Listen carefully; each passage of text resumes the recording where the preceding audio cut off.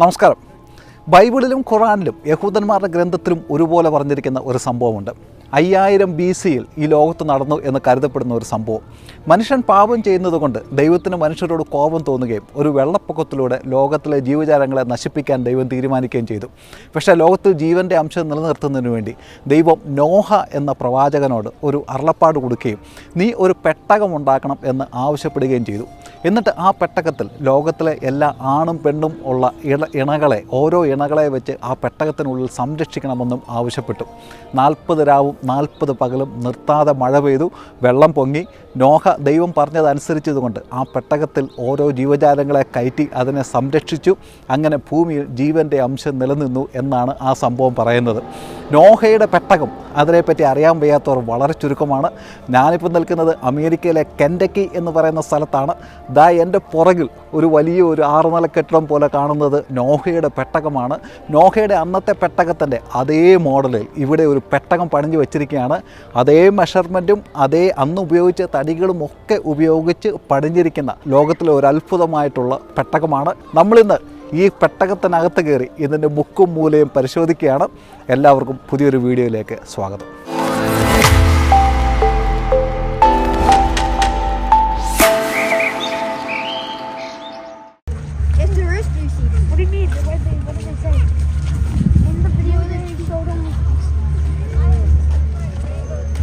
കെൻറ്റക്കിയിലെ Williams town എന്നുള്ളൊരു പ്രത്യേക സ്ഥലമാണിത്.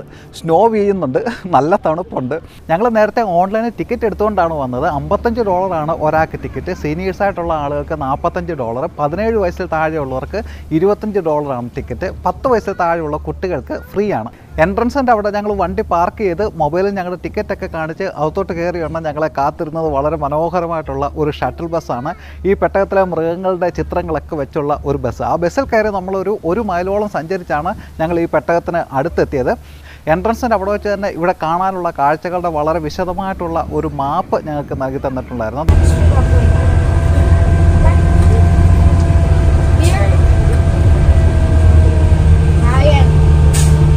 ഇവിടെ ഒരു 3D വിഷ്വൽ മൂവി, ആ ജലപ്രളയത്തെ പറ്റിയൊക്കെ കാണിക്കുന്ന ഒരു മൂവി ഇവിടെ തിയേറ്ററിൽ കാണിക്കുന്നുണ്ട്.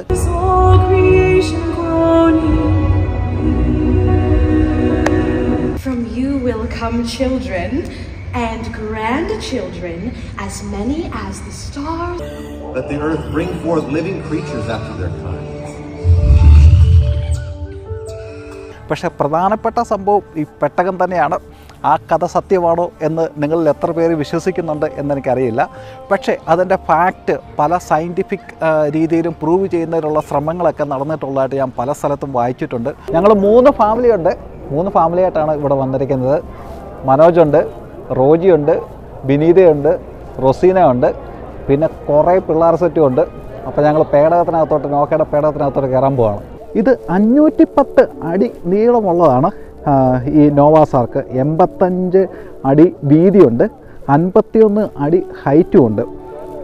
3.3 million board feet of timber ഉപയോഗിച്ചാണ് ഇത് പണിഞ്ഞിരിക്കുന്നത് എന്നാണ് പറയുന്നത്. പഴയ നിയമത്തിൽ പറഞ്ഞിരിക്കുന്ന അതേ മെഷർമെൻറ്റുകൾ ഉപയോഗിച്ചാണ് ഇവിടെ ഈ നോഹയുടെ പെട്ടകം പണിഞ്ഞിരിക്കുന്നത് എന്നാണ് ഇവർ അവകാശപ്പെടുന്നത്.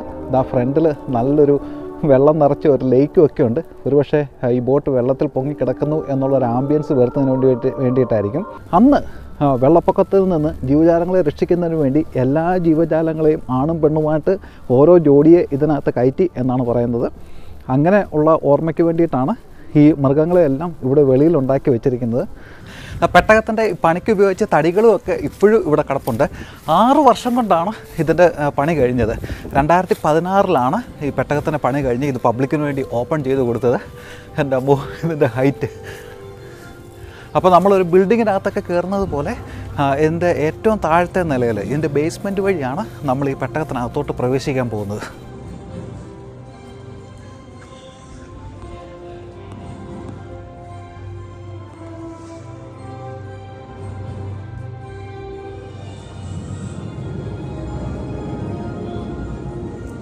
എന്തായാലും വെളിയിൽ നിന്നുള്ള കാഴ്ചയിൽ നമ്മൾ ചരിത്ര സിനിമകളിലൊക്കെ കാണുന്ന വിഷ്വൽ എഫക്റ്റ് വഴി ഉണ്ടാക്കിയെടുത്ത് നമ്മൾ സ്ക്രീനിൽ കാണുന്ന വലിയ പത്തേമാരി പോലെയുള്ള ഒരു സംഭവം സ്ക്രീനിൽ നിന്ന് അങ്ങനോടെ പൊക്കിയെടുത്തുകൊണ്ട് വന്ന് നമ്മുടെ മുമ്പിൽ വെച്ചേക്കുന്ന പോലെയുള്ള ഒരു ഫീലിങ്സാണ് തോന്നുന്നത്. എനിക്ക് തോന്നുന്നു നമ്മുടെ നാട്ടിലെ ഒരു ലുലു മാളിൻ്റെ അത്രയൊക്കെ വലുപ്പത്തിൽ തന്നെയാണ് ഇത് ഉണ്ടാക്കി വെച്ചിരിക്കുന്നത് എന്നാണ് തോന്നുന്നത്. ഇതിൻ്റെ പഴമയും ഒറിജിനാലിറ്റിയും ഒക്കെ നിലനിർത്തുന്നതിന് ഇത് ആത്മാർത്ഥമായിട്ടുള്ള ശ്രമം ഇത് ഉണ്ടാക്കിയവർ നടത്തിയിട്ടുണ്ട് എന്നുള്ള കാര്യം പറയാതിരിക്കാൻ പറ്റില്ല. നമ്മുടെ ഇതിനകത്ത് കയറി 3 നിലകളായിട്ടാണ് 1, 2, 3 നിലകളായിട്ടുള്ള പേടകത്തിൻ്റെ മാപ്പാണ് ഇവിടെ കൊടുത്തിരിക്കുന്നത്. അന്നൊരു പക്ഷേ മൃഗങ്ങളൊക്കെ കയറിയത് ഇങ്ങനെ സ്റ്റെപ്പിൽ കൂടെ ആയിരിക്കാം. ഇവിടെ മ്യൂസിക് ബാക്ക്ഗ്രൗണ്ടൊക്കെ കൊടുത്തേക്കുന്നത് ഇടി വെട്ടുന്ന സൗണ്ടും മഴയൊക്കെയാണ് കേട്ടോ. പക്ഷേ വെളിയിൽ നല്ല സ്നോയാണ് വീണുകൊണ്ടിരിക്കുന്നത്, മഴയല്ല.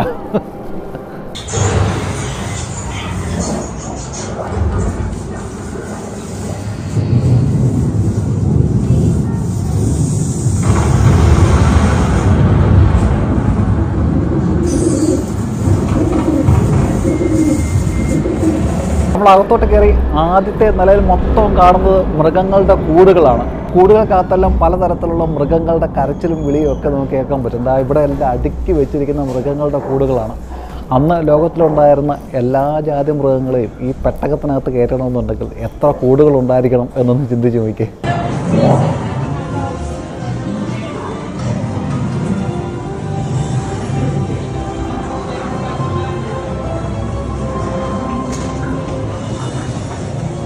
ഇതായിരുന്നു നോഹയുടെ പേടകത്തിൻ്റെ മെയിൻ എൻട്രൻസ്, പ്രധാനപ്പെട്ട ഡോറ്. അന്ന് മൃഗങ്ങൾ മൊത്തം കയറിയിരുന്നത് ഈ ഡോറിൽ കൂടെയായിരുന്നു. അന്നത്തെ കാലത്ത് ഉപയോഗിച്ചിരുന്ന വലിയ ഭരണികൾ ഇവിടെ അടുക്കി വെച്ചിട്ടുണ്ട്. ഒരുപക്ഷെ അത്രയും നാളത്തേക്ക് ഇവർക്ക് ജീവിക്കുന്നതിനുള്ള ഫുഡും വെള്ളവും ഒക്കെ കരുതി വെച്ചിരുന്ന വലിയ ഭരണികളായിരിക്കും. ഇവിടെ എല്ലാം മൃഗങ്ങളുടെ കൂടുകളാണ്. ലൈറ്റുകളൊക്കെ ഉപയോഗിച്ചിരിക്കുന്നത് പഴയ കാലത്തിൻ്റെ ഒരു ആംബിയൻസ് ഉണ്ടാക്കത്തക്ക രീതിയിലുള്ള അരണ്ട വെളിച്ചമാണ്. എന്നാൽ എന്തുമാത്രം തടി ഇവിടെ ഉപയോഗിച്ചിട്ടുണ്ട് എന്നുള്ളതാണ് ഏറ്റവും രസകരമായിട്ടുള്ള കാര്യം. കൂടുതലും അന്നത്തെ മുളകളൊക്കെയാണ്, ബാമ്പു ഒക്കെയാണ് കൂടുകൾ ഉണ്ടാക്കുന്നതിന് വേണ്ടി ഉപയോഗിച്ചിരിക്കുന്നത്. ഇവിടെ നോഹയും ഫാമിലിയും ദൈവത്തോട് പ്രാർത്ഥിക്കുന്നതിൻ്റെ ഒരു രൂപം ഉണ്ടാക്കി വെച്ചിരിക്കുകയാണ്. അന്ന് വെള്ളപ്പൊക്കം വരുന്നുവെന്നും ഞാൻ പേടകം ഉണ്ടാക്കിയിട്ടുണ്ട്, അതിനകത്ത് ആവശ്യമുള്ളവർ വന്ന് കയറണം എന്നൊക്കെ നോഹ പറഞ്ഞപ്പോൾ നാട്ടുകാർ മൊത്തം നോഹയ്ക്ക് വട്ടാണ് എന്ന് പറഞ്ഞ് കളിയാക്കി എന്നാണ് ഗ്രന്ഥങ്ങളിലൊക്കെ പറഞ്ഞിരിക്കുന്നത്. ഇതിൻ്റെ സെൻട്രൽ പില്ലറായിട്ടുള്ള ഈ തടി ഒരു മരം അങ്ങനോട് മുറിച്ചു കൊണ്ടുവന്ന് ഇതിനകത്ത് വെച്ചേക്കുന്ന പോലെ അത്രയും വലുപ്പത്തിലുള്ള ഒരു തടിയാണ്. ഈ കൂടിനകത്ത് കരടികളാണ്, കരടികളുണ്ട്. ഇവിടെയുള്ളത് മാനാണ്. അപ്പുറത്ത് പന്നികളെ കൂട്ടിനകത്ത് ഇട്ടിട്ടുണ്ട്. എല്ലാ തരത്തിലുള്ള മൃഗങ്ങളെയും ഇവിടെ ഓരോ കൂട്ടിനകത്തിട്ടിരിക്കുകയാണ്. പണ്ടത്തെ രീതിയിൽ കഴിക്കുന്നതിനുള്ള ധാന്യങ്ങൾ അടുക്കി വെച്ചിരിക്കുന്ന ചാക്കുകളാണ്. നല്ല രസമാണ് കാണുന്നത്. 1ാമത്തെ നില കഴിഞ്ഞിട്ട് നമ്മളിനി 2ാമത്തെ നിലയിലോട്ട് കയറാൻ പോവുകയാണ്.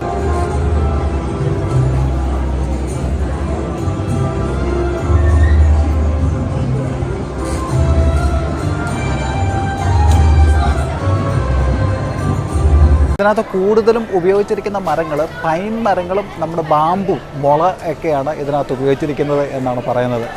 ഈ മരങ്ങൾ കാണുമ്പോൾ പറയാം വലിയ പൈൻ മരങ്ങൾ കൊണ്ടാണ് കൂടുതൽ ഭാഗങ്ങളും ഒക്കെ ഉണ്ടാക്കിയിരിക്കുന്നത്.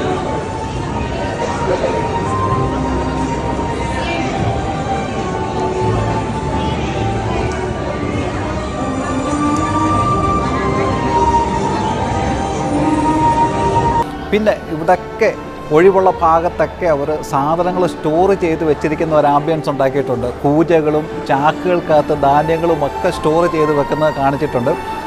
അരോചകമായിട്ട് തോന്നിയത് ഇതിനകത്തുള്ള ഡ്രമാറ്റിക്കായിട്ട് ഉള്ള ഒരു മ്യൂസിക് എപ്പോഴും പ്ലേ ചെയ്തുകൊണ്ടിരിക്കുന്നത് മാത്രമാണ്. ഈ ബോട്ടിൻ്റെ ഇടയിലൊക്കെ ഓരോ സെക്ഷനിലും ചില ഓപ്പൺ ഷോകൾ നടക്കുന്നുണ്ട്. 3D തിയേറ്ററുകൾ, പിന്നെ TVക്കകത്തൊക്കെ നോഹയുടെ ചരിത്രവും അതുണ്ടാക്കിയതിൻ്റെ ഒരു മൂവി പോലെയുള്ള സംഭവങ്ങളും ഒക്കെ ഇവിടെ TVക്കകത്ത് കാണിച്ചുകൊണ്ടിരിക്കുന്നുണ്ട്. അതോടൊപ്പം തന്നെ ഇടയ്ക്കിടയ്ക്കെല്ലാം ഓരോ കൂടുകളും വലിയ കൂടുകളും അതിനകത്തുള്ള മൃഗങ്ങളെയും ഒക്കെ ഇങ്ങനെ ഓരോ ഭാഗത്തും സെറ്റ് ചെയ്ത് വെച്ചിരിക്കുകയാണ്. ഈ പെട്ടകത്തിനകത്ത് മൊത്തം ഇത്രയും കൂടുകളും ഇത്രയും മൃഗങ്ങളുടെ അലയും വിളിയും ഒക്കെ കേൾക്കുന്നുണ്ട്. ആ സംഭവം സത്യമാണെങ്കിൽ അന്ന് ഈ പെട്ടകത്തിനുള്ളിലുള്ള അവസ്ഥ എന്തായിരിക്കും എന്ന് ആലോചിച്ച് നോക്കിയേ. ഒരു വർഷവും 17 ദിവസമാണ്. പല കണക്കുകൾ പറയുന്നുണ്ട്. പക്ഷേ എല്ലാം കൂടെ ഒരു വർഷം 17 ദിവസം ഈ പെട്ടകത്തിനകത്ത് ഇവരുണ്ടായിരുന്നു എന്നാണ് പറയുന്നത്. പിന്നീട് ഒരു അരാരാത്ത് എന്ന് പറയുന്ന ഒരു പർവ്വതത്തിന് മുകളിൽ ഉറക്കുകയും പിന്നെ പ്രാവിനെയൊക്കെ വെളിയിലിട്ട് എല്ലാം ഓക്കെ ആണോ എന്നൊക്കെ നോക്കിയിട്ടാണ് ഇവരിറങ്ങിയത് എന്നാണ് ബൈബിളിനകത്ത് ഇതിനെപ്പറ്റി പ്രതിപാദിച്ചിരിക്കുന്നത്. നോഹയും ഫാമിലിയും രാത്രിയിൽ ഉറങ്ങുന്ന സമയത്ത് ഈ ആനിമൽസൊക്കെ എന്തോ ചെയ്യുകയായിരുന്നു എന്ന് നോക്കുന്നതിനുള്ള ഒരു സെറ്റപ്പ് ഇവിടെ ഉണ്ടാക്കി വെച്ചിട്ടുണ്ട് കുട്ടികൾക്ക് വേണ്ടി. അപ്പോൾ നമുക്ക് ഇതിനകത്തോട്ട് കയറി ഓരോ ആനിമൽസിനെയും കൂടി നമുക്ക് തുറന്നു നോക്കാം, രാത്രിയിൽ ആ മൃഗങ്ങളൊക്കെ എന്ത് ചെയ്യുകയായിരുന്നു എന്ന് അറിയാനായിട്ട്.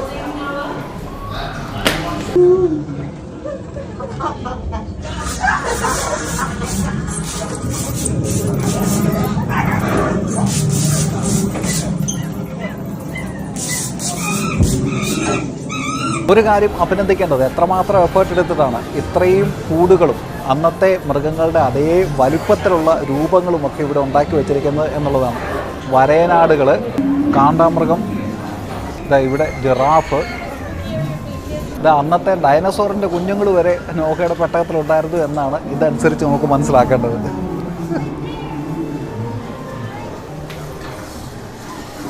അന്നുണ്ടായിരുന്ന പല മൃഗങ്ങളും ഇന്ന് നിലവിലില്ല. വംശനാശം സംഭവിച്ചു പോയ ചില മൃഗങ്ങളും ഇവിടെ കൂടിനകത്തുണ്ട്. ഈ ഭാഗത്ത് നോഹയുടെ പെട്ടകത്തിന് പണി നടക്കുന്ന പല സ്റ്റേജുകളൊക്കെ ഉണ്ടാക്കി വെച്ചിട്ടുണ്ട്. മനുഷ്യരുടെ അതേ വലുപ്പത്തിലുള്ള ആൾക്കാരിൽ നിന്ന് പെട്ടകത്തിന് പണി ചെയ്യുന്നതായിട്ടുള്ള രൂപങ്ങളൊക്കെയാണ് ഇവിടെ ഉണ്ടാക്കി വെച്ചിരിക്കുന്നത്. ആ സമയത്തെ പണിയായുധങ്ങളൊക്കെയാണ് നമ്മുടെ നാട്ടിലെ കോടാലി, മഴു, വലിയ ചുറ്റിക, പിന്നെ ആലയാണ് ഇവിടെ. കമ്പിയൊക്കെ തീ ചൂടാക്കി വളച്ചൊടിച്ച് എടുക്കുന്ന സംഭവങ്ങളൊക്കെയാണ്. ഇത് അമേസിംഗ് ആണ് എന്ന് പറയാതിരിക്കാൻ പറ്റില്ല. കാരണം എത്രമാത്രം തടികളാണ് ഉപയോഗിച്ചിരിക്കുന്നത്, എത്രമാത്രം റിസർച്ചാണ് ഇതിന് പുറകിൽ നടത്തിയിരിക്കുന്നത്. പല ഗ്രന്ഥങ്ങളൊക്കെ നോക്കി അന്നത്തെ സമയത്തുണ്ടായിരുന്ന രീതിയിലുള്ള നിർമ്മിതിയും അന്ന് ആളുകൾ ഉപയോഗിച്ചിരുന്ന ഉപകരണങ്ങളും ഒക്കെ ഇതിനകത്ത് അതേപോലെ പുനഃസൃഷ്ടിച്ചെടുക്കുന്നതിനുള്ള ഒരു ആത്മാർത്ഥമായിട്ടുള്ള ശ്രമം നടത്തിയിട്ടുണ്ട് എന്ന് പറയാതിരിക്കാൻ പറ്റില്ല. മാത്രമല്ല ഇത്ര വലുപ്പത്തിൽ തന്നെ, അതേ വലുപ്പത്തിൽ തന്നെ ഇതുണ്ടാക്കി വെച്ചിരിക്കുന്നു എന്നുള്ളതാണ് അതിനകത്തെ ഒരു ഹൈലൈറ്റ്. അങ്ങനെ നടന്ന് ബോട്ടിൻ്റെ മൂന്നാമത്തെ ഫ്ലോറിലെത്തി, മൂന്നാമത്തെ നിലയിലെത്തി. ഓരോ നിലയിലും നമുക്ക് എനിക്ക് വന്നിട്ട് ഒരു 3-4 മണിക്കൂറെങ്കിലും ഓരോ ഫ്ലോറിലും നമുക്ക് കാണത്തക്ക രീതിയിലുള്ള സംഭവങ്ങൾ ഉണ്ടാക്കി വെച്ചിട്ടുണ്ട്. പല ഷോകളും ഒക്കെ ആയിട്ട്.